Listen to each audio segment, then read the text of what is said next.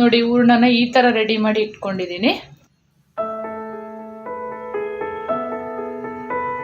Final ಆಗಿ soft ಆದ sweet ಆದ ಒಬ್ಬಟ್ಟು ರೆಡಿಯಾಗಿದೆ. ನಮಸ್ತೆ ಎಲ್ಲರಿಗೂ, ಎಲ್ಲರನ್ನೂ ನನ್ನ ಚಾನಲ್ಗೆ ಸ್ವಾಗತ ಮಾಡಿಕೊಂಡು ಇವತ್ತು ಅದ್ಭುತವಾದ ರೆಸಿಪಿ ಮಾಡ್ತಾ ಇದ್ದೀನಿ. ಬನ್ನಿ ಹೇಗೆ ಮಾಡೋದು ನೋಡೋಣ. ಒಬ್ಬಟ್ಟಿಗೆ ಹಿಟ್ಟು ಕಲಿಸ್ಕೊಳ್ಳೋಣ. ನಾನು ಮೈದಾ ಹಾಕಿ ಕಲಿಸ್ತಾ ಇದ್ದೀನಿ. ಈ ಬೌಲಲ್ಲಿ 3 ಬೌಲ್ ಹಾಕೊಳ್ತಾ ಇದ್ದೀನಿ. ನಾನು ಚಿರಟಿ ರವೆ ಎಂತ ಹಾಕೊಳ್ತಾ ಇಲ್ಲ, ಬರೀ ಮೈದಾದಲ್ಲೇ ಮಾಡ್ಕೊಳ್ತಾ ಇದ್ದೀನಿ.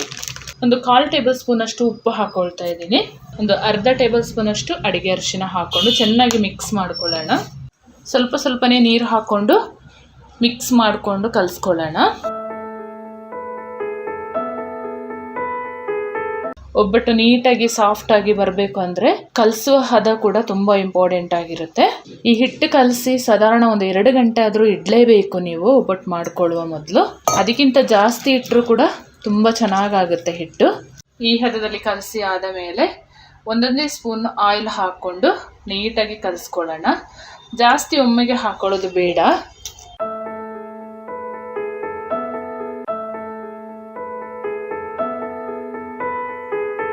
ಸ್ಲಾಬ್ ಮೇಲೆ ಹಾಕ್ಕೊಂಡು ಚೆನ್ನಾಗಿ ಬಡ್ದು ನಾದಿ ಕಲಿಸ್ಕೊಂಡ್ರೆ ತುಂಬ ಚೆನ್ನಾಗಾಗುತ್ತೆ.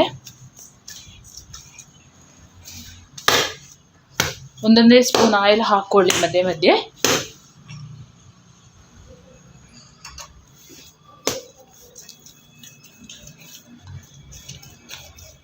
ಈ ಥರ ಬಡ್ದು ಕಲಸಿದ್ರೆ ನಿಮಗೆ ನೀವು ಹೇಳಿದ ಹಾಗೆ ಒಬ್ಬಟ್ಟು ಬರುತ್ತೆ, ಎಲ್ಲೂ ಕಿತ್ತು ಹೋಗಲ್ಲ. ನೋಡಿ, ಹಿಟ್ಟನ್ನು ಬಡ್ದು ಕಲಸಿ ಆದ ಮೇಲೆ ಈ ಹದಕ್ಕೆ ಬಂದಿದೆ. 1 ಸ್ಪೂನ್ ಎಣ್ಣೆ ಹಾಕ್ಕೊಂಡು ಅದು ಅಬ್ಸರ್ವ್ ಆದ ಮೇಲೆ ಈ ಥರ ಕಲಿಸ್ಕೊಂಡಿರಬೇಕು. ನೋಡಿ, ಇದನ್ನು 2 ಅವರ್ ಮುಚ್ಚಿಡೋಣ. ನಾನು ಎಣ್ಣೆ ಎಂತ ಹಾಕಲ್ಲ, ಹಾಗೇ ಮುಚ್ಚಿಡ್ತೀನಿ. ಎಣ್ಣೆ ಹಾಕಿದರೆ ಈ ಮೈದಾ ಹಿಟ್ಟು ಅರಳ್ಕೊಳ್ಳಲ್ಲ. ಹಾಗಾಗಿ ನೋಡಿ, ಈಗಲೇ ಎಲ್ಲೂ ಸಹ ಕಿತ್ತೋಗಲ್ಲ. ನೋಡಿ, ಅಷ್ಟು ಚೆನ್ನಾಗಿದೆ. ಇವತ್ತು ನಾನು ಒಬ್ಬಟ್ಟು ಮಾಡ್ಕೊಳ್ಳೋಕ್ಕೆ ತೊಗರಿ ಬೇಳೆಯನ್ನು ತೊಗೊಂಡಿದ್ದೀನಿ. ಯಾವ ಕಪ್ ಅಳತೆಯಲ್ಲಿ ಮೈದಾ ಹಿಟ್ಟು ತೊಗೊಂಡಿದೆ ಅದೇ ಕಪ್ಪಲ್ಲಿ ನಾನು ತೊಗರಿ ಬೇಳೆ ಕೂಡ ಹಾಕ್ಕೊಳ್ತಾ ಇದ್ದೀನಿ. ನಾನು 3 ಕಪ್ ಮೈದಾ ಹಿಟ್ಟಲ್ಲಿ ಕಲಸಿಟ್ಟಿದ್ದೀನಿ. ಈ ಕಪ್ಪಲ್ಲಿ, ಇದೇ ಕಪ್ಪಲ್ಲಿ ನಾನು ತೊಗರಿಬೇಳೆ 2 ಕಪ್ ಹಾಕ್ಕೊಳ್ತೀನಿ. ಅಳತೆ ಕರೆಕ್ಟಾಗಿರಲಿ, ಅವಾಗೇನೂ ಪ್ರಾಬ್ಲಮ್ ಇಲ್ಲ ಒಬ್ಬಟ್ಟು ಮಾಡ್ಕೊಳ್ಳುವಾಗ. ನೀಟಾಗಿ 2 ಬಾರಿ ತೊಳೆದಿಟ್ಕೊಂಡಿದ್ದೀನಿ. ಇವಾಗ ಇದಕ್ಕೆ ಸ್ವಲ್ಪ ಜಾಸ್ತಿನೇ ನೀರು ಹಾಕ್ಕೊಳ್ಳೋಣ. ಏಕೆಂತ ಹೇಳಿದರೆ ಆ ನೀರಲ್ಲಿ ಒಬ್ಬಟ್ಟು ಸಾಂಬಾರು ಮಾಡ್ಕೋಬೋದಲ್ಲ, ಹಾಗಾಗಿ ಸ್ವಲ್ಪ ಜಾಸ್ತಿನೇ ನೀರು ಹಾಕ್ಕೊಳ್ತಾ ಇದ್ದೀನಿ. 1 ಚಿಟಿಕೆ ಅಡಿಗೆ ಅರಿಶಿನ ಹಾಕ್ಕೊಳ್ಳೋಣ. 1 ಟೇಬಲ್ ಸ್ಪೂನ್ ಅಷ್ಟು ಎಣ್ಣೆ ಹಾಕ್ಕೊಳ್ತಾ ಇದ್ದೀನಿ ಬೇಳೆ ಬೇಯಿಸ್ಕೊಳ್ಳುವಾಗ.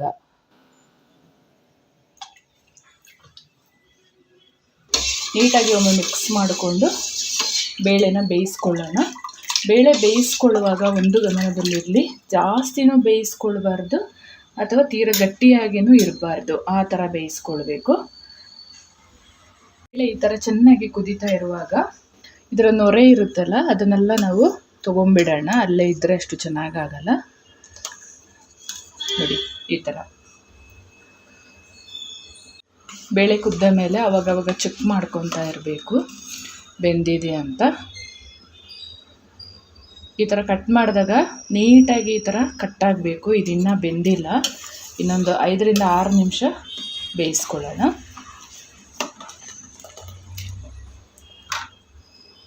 ಬೇಳೆ ಒಬ್ಬಟ್ಟಿಗೆ ಬೇಕಾದ ಹದದಲ್ಲಿ ಬೆಂದಿದೆ, ನೀವು ನೋಡ್ಬೋದು. ಈ ಥರ ಬೆಂದರೆ ಇದು ಕರೆಕ್ಟಾಗಿ ಆಗುತ್ತೆ. ಇವಾಗ ಇದನ್ನು ಸ್ವಲ್ಪ ನೀರಿಲ್ಲದೆ ಒಂದು ಪಾತ್ರೆಗೆ ಸೋದಿಸ್ಕೊಳ್ಳೋಣ. ಒಂದು ಪಾತ್ರೆ ಇಟ್ಕೊಂಡು, ಒಂದು ತೂತವಾದ ಪಾತ್ರೆ ಇಟ್ಕೊಳ್ಳೋಣ. ಇದು ಫಿಲ್ಟರ್ ಆದರೂ ತೊಗೋಬೋದು ನೀವು ಸೋದಿಸ್ಕೊಳ್ಳಿಕ್ಕೆ. ಬೇಳೆನ ಸೋದಿಸ್ಕೊಳ್ಳೋಣ. ಈಗ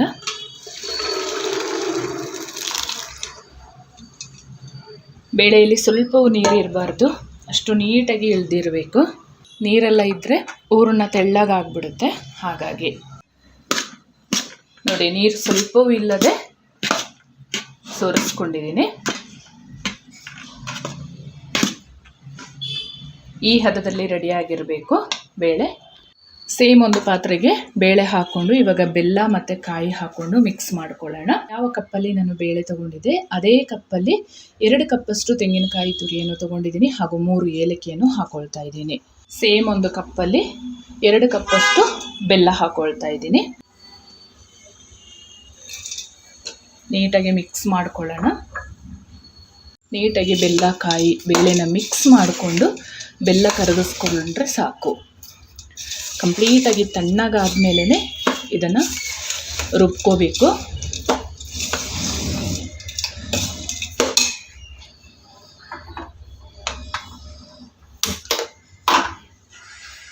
ನಿಧಾನ ಉರಿಯಲ್ಲಿ ಕರಗಿಸ್ಕೊಳ್ಳೋಣ. ಕಂಪ್ಲೀಟಾಗಿ ಬೆಲ್ಲ ಕರಗಿದೆ. ನೀವು ಇದನ್ನು ಕಂಪ್ಲೀಟಾಗಿ ತಣ್ಣಗಾದ್ಮೇಲೆ ಮಿಕ್ಸಿ ಮಾಡ್ಕೋಬೇಕು. ಬೇಯಿಸಿಟ್ಕೊಂಡಿದ್ದ ಬೇಳೆ ಈ ಥರ ತಣ್ಣಗಾಗಿದೆ. ಇದನ್ನು ರುಬ್ಕೊಳ್ಳೋಣ. ಸಣ್ಣ ಜಾರಿಗೆ ಹಾಕ್ಕೊಂಡು ಸ್ವಲ್ಪ ಸ್ವಲ್ಪನೇ ಹಾಕೋಬೇಕು. ಎಲ್ಲವನ್ನು ರುಬ್ಕೊಳ್ಳೋಣ. ಈ ಹದದಲ್ಲಿ ರುಬ್ಕೋಬೇಕು ನೋಡಿ.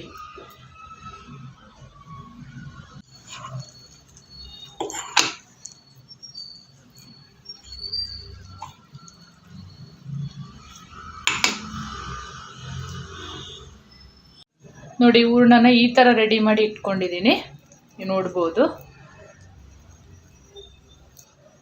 ಈ ಥರ ರುಬ್ಕೋಬೇಕು. ನಾನು ಒಬ್ಬಟ್ಟು ಮಾಡ್ಕೊಳ್ಳೋಕ್ಕೆ ಈ ಥರ ಕವರ್ ಇಟ್ಕೊಂಡಿದ್ದೀನಿ. ಒಬ್ಬಟ್ಟು ಕವರ್. ಒಬ್ಬಟ್ಟು ಕಲಸಿಟ್ಟು 2 ಅವರ್ ಆಗಿದೆ. ನೀಟಾಗಿ ಈ ಥರ ಅರಳ್ಕೊಂಡಿದೆ ನೋಡಿ ಎಷ್ಟು ಚೆನ್ನಾಗಿದೆ ಅಂತ. ಈ ಥರ ಬಡ್ದು ನಾವು ಕಲಿಸ್ಕೊಂಡಿರಬೇಕು. ಅವಾಗ ಈ ಥರ ನೀಟಾಗಿ ಒಬ್ಬಟ್ಟು ಮಾಡ್ಕೋಬೋದು. ಒಬ್ಬಟ್ಟು ಮಾಡ್ಕೊಳ್ಳುವಾಗ ಈ ಹೂರ್ಣಗಿಂತ ಮೈದಾ ಹಿಟ್ಟನ್ನು ಸ್ವಲ್ಪ ಸಣ್ಣದಾಗಿ ತಗೋಬೇಕು. ಇಷ್ಟು ದಪ್ಪ ಹೂರ್ಣ ತಗೊಂಡ್ರೆ ನಾವು ಇದಕ್ಕಿಂತ ಸ್ವಲ್ಪ ಸಣ್ಣದಾಗೇ ಮೈದಾ ಹಿಟ್ಟು ತಗೋಬೇಕು. ಕೈಗೆ ಸ್ವಲ್ಪ ಎಣ್ಣೆ ಮಾಡಿಕೊಂಡು ಈ ಥರ ಉಂಡೆ ತಗೋಬೇಕು.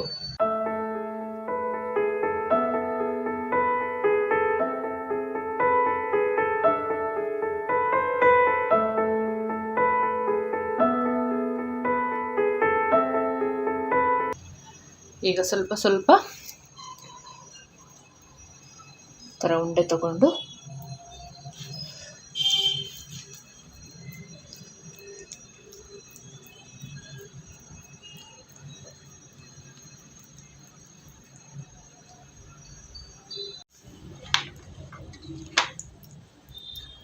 ಈ ಥರ ಒಳಗಡೆ ಸೇರಿಸ್ಕೊಂಡು ಎಕ್ಸ್ಟ್ರಾ ಬಂದಿದ್ದನ್ನು ಈ ಥರ ತಗೋಬೇಕು.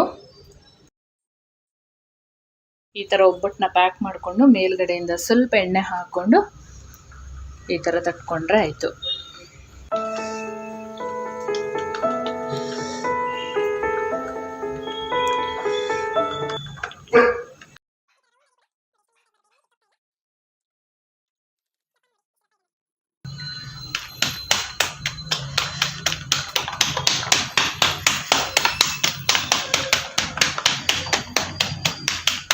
ಈ ಥರ ಮಾಡಿಕೊಂಡ್ರೆ ಆಯಿತು. ಅದಕ್ಕೆ ಸ್ವಲ್ಪ ಎಣ್ಣೆ ಹಾಕ್ಕೊಂಡು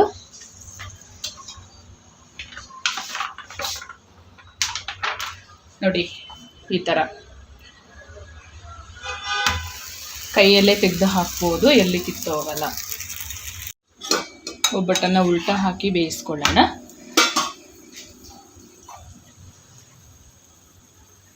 ಸ್ವಲ್ಪ ಮೇಲ್ಗಡೆಯಿಂದ ಎಣ್ಣೆ ಹಾಕ್ಕೊಳ್ತಾ ಇದ್ದೀನಿ. ನೀವು ತುಪ್ಪ ಬೇಕಾದ್ರೆ ಹಾಕೋಬೋದು, ನಿಮ್ಮ ಇಷ್ಟ.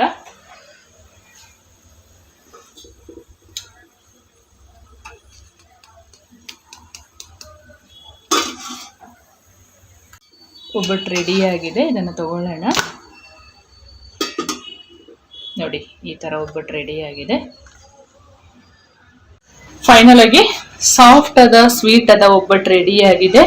ನೀವು ನೋಡ್ಬೋದು ಸೂಪರ್ ಆಗಿ ರೆಡಿಯಾಗಿದೆ. ನೀವು ಇದೇ ಥರ ಇನ್ನು ಮುಂದೆ ಹಬ್ಬಗಳೆಲ್ಲ ಸಾಲಾಗಿ ಬರ್ತಾ ಇದೆ. ನೀವು ಖಂಡಿತವಾಗ್ಲೂ ಟ್ರೈ ಮಾಡಿ ಹೇಗೆ ಬಂತು ಅಂತ ನನಗೆ ಕಮೆಂಟ್ ಸೆಕ್ಷನಲ್ಲಿ ತಪ್ಪದೇ ತಿಳಿಸ್ಬೇಕು. ಹಾಗೆ ನನ್ನ ಚಾನಲ್ನ ಯಾರೆಲ್ಲ ಫಸ್ಟ್ ಟೈಮ್ ನೋಡ್ತೀರಾ ಸಬ್ಸ್ಕ್ರೈಬ್ ಮಾಡ್ಕೊಂಡು ನೋಡಿ. ಹಾಗೆ ಪಕ್ಕದಲ್ಲಿರುವ ಬೆಲ್ ಬಟನ್ ಕ್ಲಿಕ್ ಮಾಡ್ಕೊಳ್ಳಿ. ನಾನು ಯಾವುದೇ ಹೊಸ ವಿಡಿಯೋ ಹಾಕಿದ್ರು ಕೂಡ ನಿಮಗೆ ಫಸ್ಟ್ ನೋಟಿಫಿಕೇಶನ್ ಬರುತ್ತೆ. Thank you for watching.